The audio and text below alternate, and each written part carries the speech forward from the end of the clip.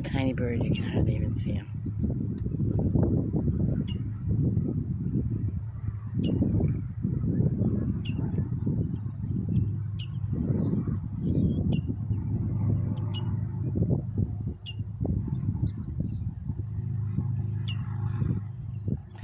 But the male is protecting the male red-winged blackbird over here.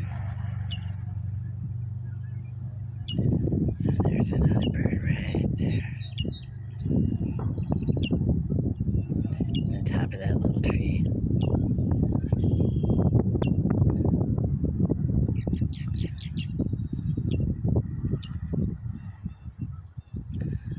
It's very cool. You can hardly even see them, but you can hear them.